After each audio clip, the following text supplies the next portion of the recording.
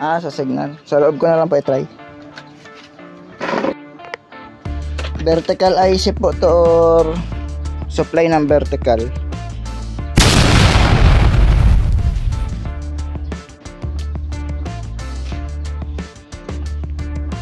So yan mga idol, buo na siya.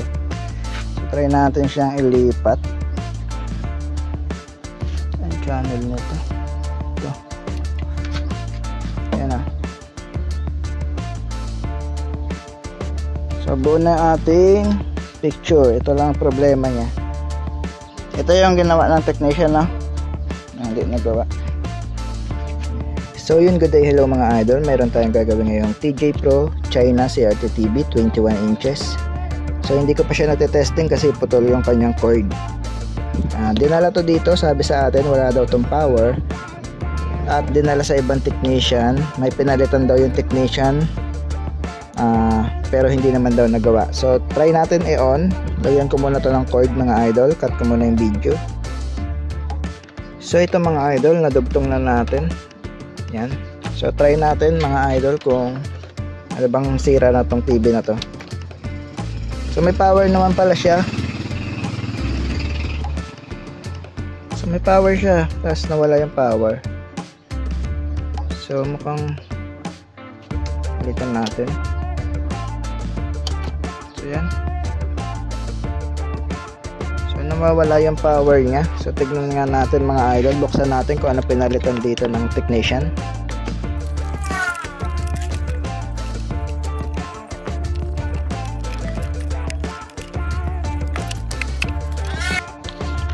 So ito na mga idol, nakita ko na yung pinalitan ng technician. So edge out ang pinalitan niya. At kung mapapansin nyo sa part na to, medyo sunog. So tingnan natin yung part na yan. Ayan. So sunog nga siya, no? At wala na yung resistor dyan na 1K. May 1K kasi nakalagay dyan na resistor. Malamang yun yung nasunog. Ayan, no? So dahil nasunog dyan, ang dahilan yan kaya yan nasunog mga idol, malamang open tong coil. Open yung coil natin mga idol, kaya yan sunog. Hindi yan nasusunog kapag hindi to nag-open. So check natin sa tester kung talagang nag-open, para sigurado tayo bago tayo mag voltage check. Yan, naka times 10 lang tayo dyan mga idol. Natin yan. Yan. Yun, open. Wala talaga siyang resistance. So 100% open nga, no? Kasi sunog yung ano. So ayun agad, hindi agad pinalitan yun, yung coil na to. Ang pinalitan lang edge out. Kaya siguro hindi niya nahuli yung problema. So tingnan natin mga idol, voltage check na tayo dahil may idea na tayo na kung anong sira.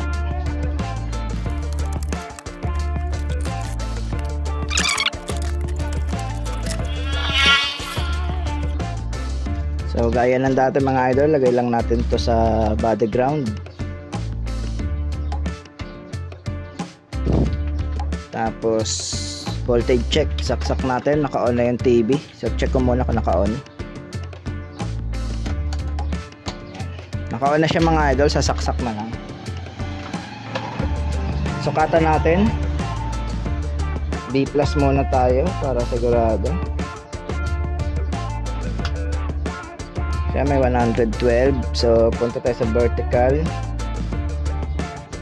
Meron siyang 27. Punta tayo sa jungle 11. Sa audio 15. So normal naman siya mga idol, no? Tama rin naman yung ginawa ng unang technician. Nagpalit siya ng edge out. So baka yun yung problema ng una kasi walang power to. Nagpalit siya, nagka-power siya, pero hindi niya nahuli yung mismong salarin.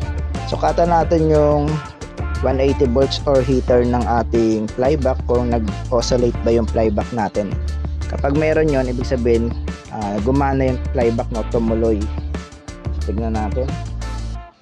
So sa 180 volts meron siyang 146. So tignan natin yung heater mga idol. Gamit tayo ng analog AC. lagay lang natin sa ground. Yan, nakalagay sa ground. Heater natin, tignan natin. Yan, meron siyang 3.4 3.5 volts AC. So mababa, no? Pati yung 180 volts natin mababa. 180 volts natin 146. So kahit sa taas yan 146 din yan kasi isa lang naman yun. Ano ba yan? 146 din. So mababa, no? Check muna natin yung ibang supply kung present. 5 volts lang, stable na lang natin. 5 volts 5 volts SDA at SLC yun, tapos BCC yun, okay naman. Tignan natin kung may 8 volts ang jungle, so okay naman. Sa tuner 33, 5 volts hanggang dulo yan mga idol. So yan, okay naman. So meron na rin yan dito, no? 5 volts at 8 volts kasi meron na dito mismo sa pin, meron na mismo. So meron na rin dyan kahit doon na sukatan. So mukhang okay naman mga idol. Tignan natin vertical out. Vertical out wala, so baka sira rin yung vertical IC. Ito sira rin. Tingnan natin yung heater kasi may 3 point ano siya, no? So walang heater, hindi makita kasi mababa yung supply, nasa 3.5. Pati itong ano, so kasi hindi gumana yung horizontal yoke natin kaya mababa yung supply ng 180. Pati yung heater mababa, no? Kasi nga open tong coil. Tingnan natin mga idol, lagyan natin muna ng jumper. Jumperan muna natin yung coil niya kasi wala tayong coil pamalit. So mamaya hanapan natin.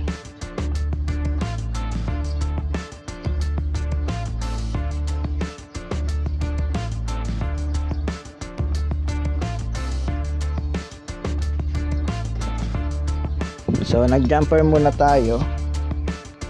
Ayan, o. Ilagyan ko muna ng LED. Tapos tingnan natin kung tataas ba yung 180. Kasi may horizontal yoke na tayo nun.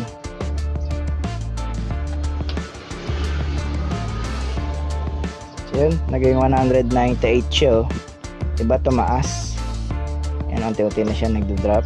196. So check naman natin yung heater ngayon. Yan, may ilaw na siya, oh. May parang pula na ilaw doon sa loob. Yan, o, tatlo.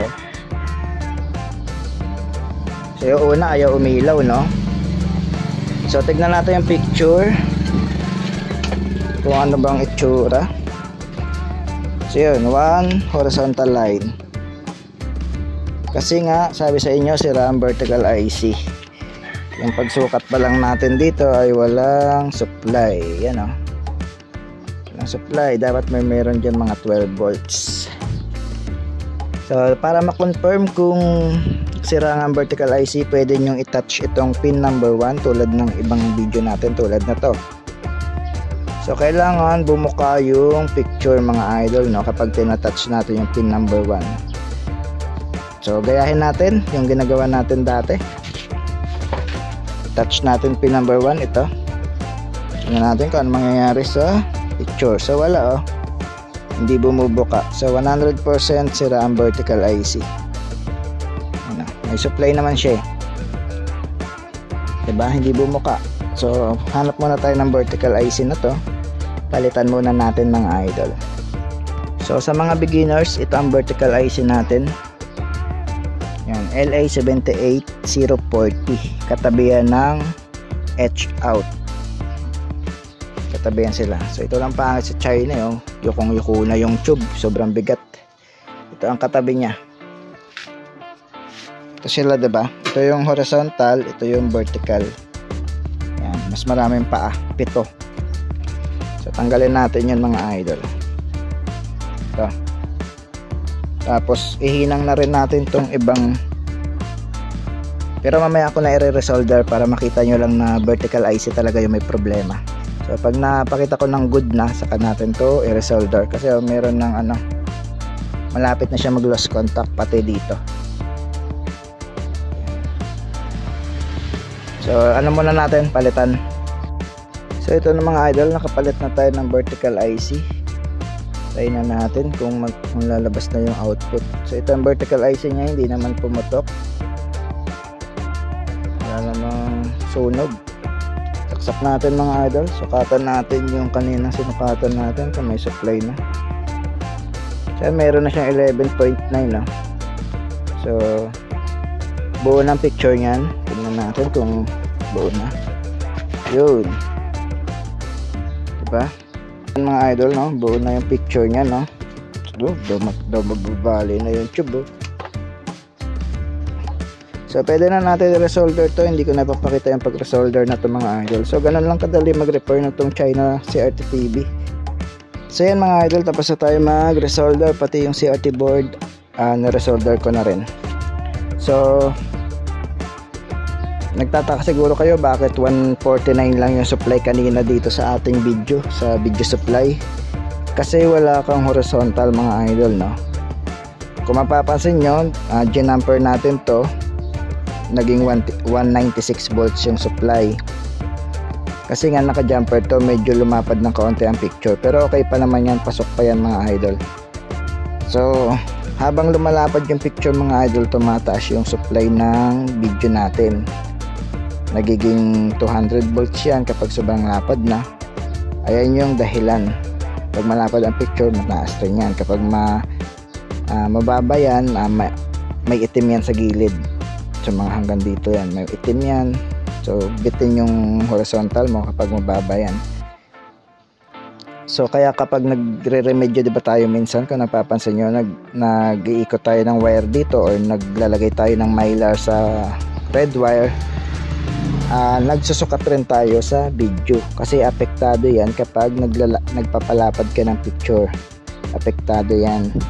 So kaya kapag mababa kayong 180 volts, kunyari 149, ibig sabihin walang supply, o kunyari 170 lang o 160 volts, may horizontal yon, pero check nyo yung mga dinaanan kasi apektado yan yung 180 sa ganon. Kaya siguro medyo nalito rin yung technician na unang tumingin kasi ang problema dalawa, vertical at horizontal. Tapos nagsukat siguro siya sa 180, mababa pa, so hindi niya na alam kung saan siya magpo-focus, kung sa 180 or dito kasi mababa rin yung 180. Tapos yung heater kanina mababa rin, no? Pero ang dahilan nun, dahil dito sa coil na nag-open kasi nasunog, diba? May clue na tayo, nasunog yung resistor, ibig sabihin open ang coil mo kapag nasunog yun. So yan, testing natin mga idol kung okay yung TV.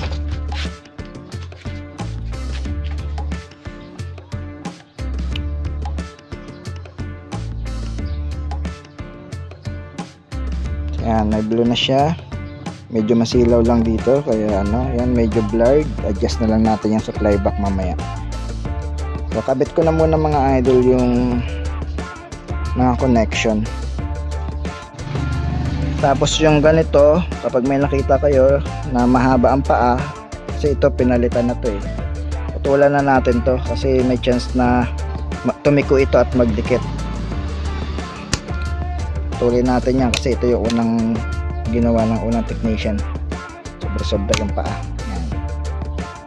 Dapat ganyan lang para safe yung ating etch out.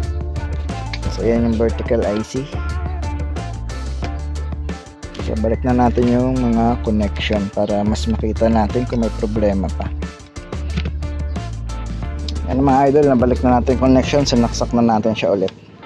So try natin na i-adjust yung focus kasi medyo blurred. Dito natin menu, yan o, blurred o. Focus lang, focus. Itong sa taas. Yan. Diba? Hindi na blurred. So kanina kasi blurred, ganito kasi siya kanina. Yan o. Halos din na mabasa. Yan. Tapos taas natin yung screen konti. Pag nakita nyo yung retrace line tulad nyan, sobrang taas na, ibig sabihin. So kailangan nyo ibalik. Itong sa ilalim naman para sa screen. Hanggang sa mawala yung guhit. Sobrang baba, sobrang dilim. Ulit. Yan. Na mga idol, okay na siya. Baba natin konti pa. Yan. Diba? Okay na yung ating TJ Pro. So, testing na natin siya mga idol. So, dahil naka-signal yung may-ari sa video natin, testing. And I hope yan. As we continue this, baba lang natin ko sa screen. To hear this story masyadong maputi. And to celebrate Easter, we let the experience of the apostles be our experience as well. That with the Lord, we are not stuck in wounds, but assured of healing and peace first and foremost. Kung nagtago lang ang mga alagad at nagsarili at hindi pumasok so okay na siya mga idol. Sa okay na natin mga oras na isara na natin siya mga idol. Okay na siya, no? So ganun lang kadali, no? So sana kung bago ka lang sa aking channel, huwag mo kalimutan mag-like, share, subscribe at pindutin na rin ang notification bell para lagi kang updated sa aking mga new videos.